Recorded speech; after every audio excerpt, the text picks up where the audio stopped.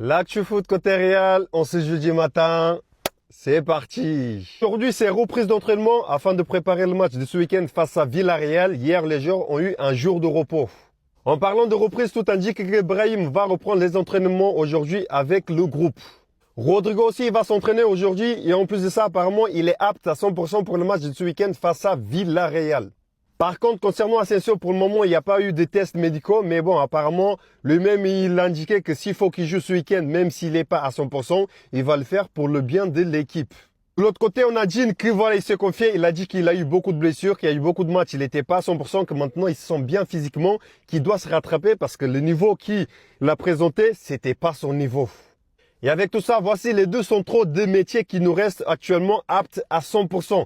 Après, Carras aussi, il peut jouer à ce poste-là. On verra la composition samedi. Selon les journaux en Espagne, quand Arda est sur le terrain, on maîtrise mieux le ballon. Maintenant, on doit travailler sa condition physique et ça sera entre les mains de Pintos. Tout indique que la prolongation de Vinicius avance petit à petit. On commence à voir la lumière au bout du tunnel, comme on dit.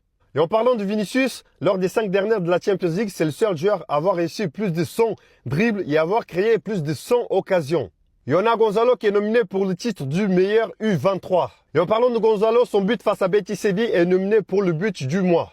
On termine avec nos petits jeunes. Depuis qu'Arbeloa est là, il a déjà donné l'opportunité à 5 jeunes de la Castilla. Donc voilà, mes Madridistas, quelques infos côté Real en ce jeudi matin.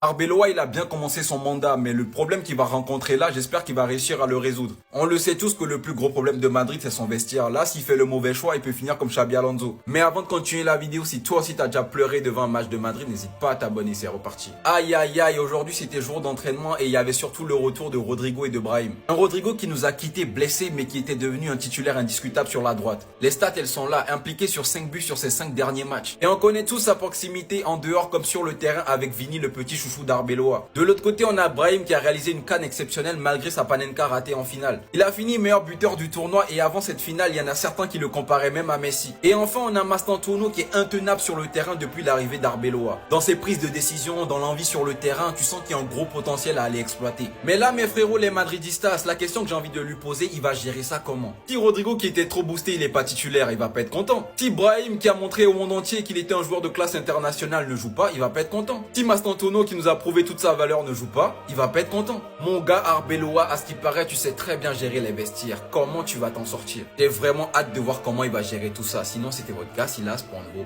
banger. Le Real Madrid gagnera la Ligue des Champions 2025-2026. Alors oui, on s'est fait corriger par le Barça. Alors oui, on a perdu face à une D2, D3, je ne sais plus quoi. Oui, on vient de virer notre coach. Oui, Papiniere et Piaventa. Et oui, les supporters crient à sa démission. Est-ce qu'en 2014? Est-ce qu'en 2022? Est-ce que même en 2024, nous étions les meilleurs sur le terrain? Est-ce que nous étions les plus constants? Est-ce qu'on se faisait pas battre tout le début de saison? Quand vous voyez le classement là, je parle uniquement avec le top 8, hein. Je parle pas avec... Le PSG, c'est pas le PSG de l'année dernière. Manchester City, je préfère même pas en parler. Le Bayern, ça déroule comme chaque début de saison, mais il suffit d'un quart, d'un penalty au-dessus d'Harry Kane et c'est éliminé. Et le Liverpool qui nous a gagné avec un but d'écart quand c'était la crise chez nous. Est-ce que vous pensez sincèrement qu'ils peuvent battre ce type? Est-ce que quelqu'un peut en Europe? Attendez, parce que je pense que vous me prenez pas assez au sérieux.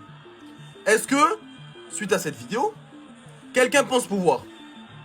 Kylian Mbappé, repli défensif, accélération, tout le terrain, tac. Kylian Mbappé qui défend, est-ce que quelqu'un peut?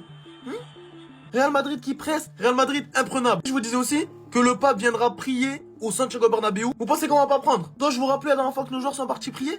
Hein? Vous êtes au courant qu'il va faire la saison de sa vie? Dois-je vous rappeler les statistiques en cours? Ah, tous les petits arguments que je vous ai dit, vous prenez ça à la rigolade, hein? Eh ben tenez. Et on n'aura aucun mal à l'utiliser. Notre technique habituelle, quoi. Dès que tu penses que je fais des blagues, enregistre la vidéo pour plus tard et on en parle en fin de saison.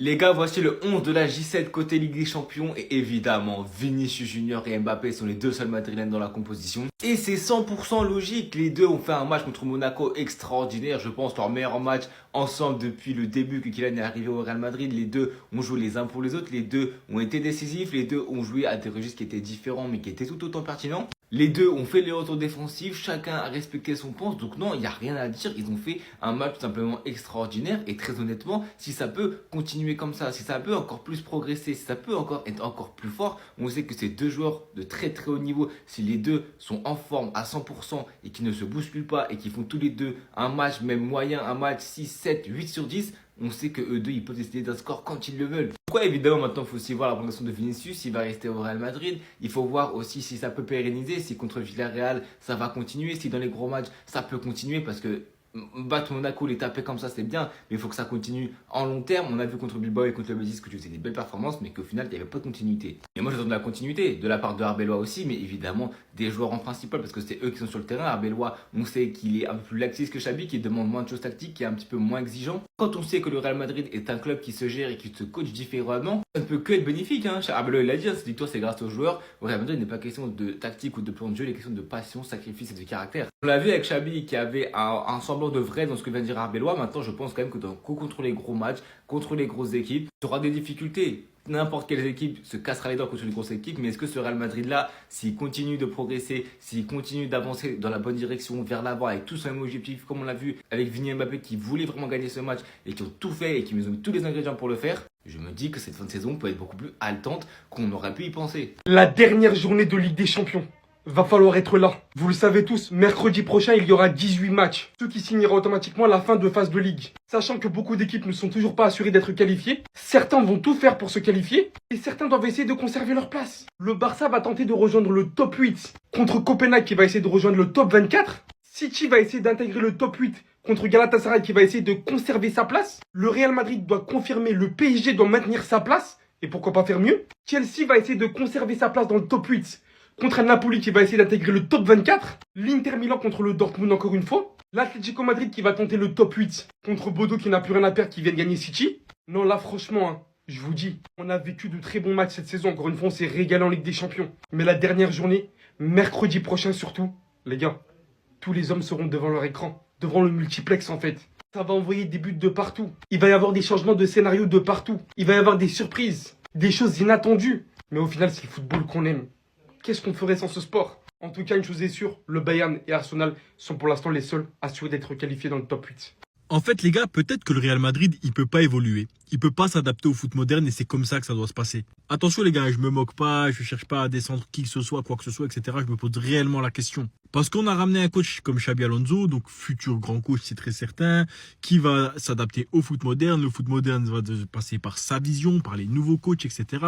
On le voit avec City, on le voit avec Paris qui se sont adaptés les deux sur 2 ans. On le voit avec tous les clubs, les gars, d'Europe, etc. Le foot évolue. Le foot évolue et on s'adapte. Sauf un club. Un irrémédiable club. Le Real Madrid. Peut-être qu'en fait, le Real Madrid, les gars, juste, ils doivent pas s'adapter au foot. C'est le foot qui s'adapte à eux. C'est-à-dire qu'en fait, eux, ils jouent leur jeu. Tu joues comme tu veux, tu joues comme tu le sens, tu joues bien. Et puis un jour, ça paye. Parce qu'on le voit bien, les gars, 2024, ça gagne la Ligue des Champions avec Ancelotti. Mais ça tabasse Manchester City Prime. Alors que City Prime, les gars, c'était la crème de la crème du football moderne à cette époque. Et ce classico-là, on l'a eu pendant plusieurs saisons en Ligue des Champions. City, Real, City, Real, City, Real. Et on voyait, une fois c'était le Real, une fois c'était City, une fois c'était le Real, une fois c'était City. Et c'était quasiment cette équipe-là qui gagnait la Ligue des Champions à chaque fois. Et là, on voyait, les gars, la technologie du football. Donc le football poussé à son paroxysme dans son époque, tenu par Pep Guardiola avec une stratégie très très moderne. Et on voyait, les gars, la stratégie historique tenue par Carlo Ancelotti et ses joueurs, c'est-à-dire tu joues, tu prends du plaisir et puis tu fais ce que tu as à faire. Eh bien, peut-être que le Real Madrid doit continuer à fonctionner comme ça. Moi, je pensais pas. Je vous dis honnêtement, j'aurais voulu qu'il y ait un coach qui vienne, qui instaure un football moderne, blablabla, etc. Mais les gars, on voit, un Xabi Alonso, il est parti. Arbeloa, il est là. C'est pour faire plaisir aux joueurs, pour les rendre heureux. Et ça a l'air de marcher. Maintenant, à voir dans les résultats, à voir dans la fin de saison. Je ne demande pas de trophée ou quoi que ce soit. Juste une évolution positive du jeu et de l'équipe. 3 joueurs, une place. Qui doit être titulaire à droite? Entre Franco Mastantuono, qui est en train de monter en puissance. On a vu son match face à Levante. Bonne rentrée en deuxième mi-temps. Le match face à Monaco, il a bien joué aussi. Très bien. On a Rodrigo. Avant sa blessure, il était très bien. Il était dans une bonne dynamique. Déjà, le match face à Villarreal, qui va jouer? Est-ce qu'on va mettre Franco Mastantuono? On va laisser le petit continuer comme il l'a fait lors des 2 derniers matchs, ou alors on va laisser Rodrigo titulaire. Pour moi, on laisse Mastantuono en attendant. Ensuite, on a Brahim. Brahim, tout le monde a vu sa canne. Une très très très bonne canne. Mais Brahim, le problème, c'est que je répète, lui, avec le Real, on ne laisse pas cette liberté-là comme avec le Maroc. C'est ça qui est dommage parce que il a toutes les potentiels. Mais on verra encore une fois qui doit être titulaire. Franchement, Arbeloa, il aura beaucoup de soucis à se faire. Mais pour moi, ça, c'est que du bénéf pour le Real. Si on a ces 3-là en forme, on va bien terminer la saison. Peu importe celui qui est titulaire, peu importe celui qui est remplaçant, qui va rentrer en deuxième mi-temps. Encore une fois, c'est que du bénéf pour nous. Vous avez vu la manière dont Mbappé s'est impliqué contre Monaco là? S'il fait ça à chaque match, Waouh! Ce qu'on va proposer, ça va être exceptionnel. Jusqu'à présent, Mbappé, il marquait toujours des buts. Mais là, ce que j'ai kiffé face à Monaco, c'est son implication défensive. Le pressing. À un moment, il te tape un retour défensif. On était déjà en train de gagner 4-0 ou 5-1. Il n'était pas obligé de le faire en soi, le retour défensif. On avait déjà gagné le match. Il te tape un sprint, il fait un putain de retour. J'ai trop kiffé. Mbappé, carrément, il m'a choqué contre Monaco. Donc au final, est-ce que Arbeloa aurait pas débloqué quelque chose chez les joueurs? Les gars, je me pose la question. Parce que la manière de Mbappé, il a pressé là. Il avait jamais fait ça auparavant. Que ce soit sous Ancelotti ou Xabi Alonso, moi je vous le dis. Et même sur son placement, Mbappé, il n'y avait rien à dire. Il se plaçait hyper bien. Il se plaçait trop bien. Il emmenait les défenseurs avec lui. Ce qui permettait à Mastantuono et Vinicius d'avoir des situations de 1v1. C'était excellent. Et Vinicius, toi aussi. Parce que toi, ce que je te reproche, c'est la régularité. Si Vinir devient régulier, on va être excellent. On va être excellent. En fait, là, ce que j'aime bien, c'est que Arbeloa, il arrive à mettre Vinicius en confiance. Il met beaucoup en avant. Et lui, Vinicius, c'est ce qu'il a besoin pour briller.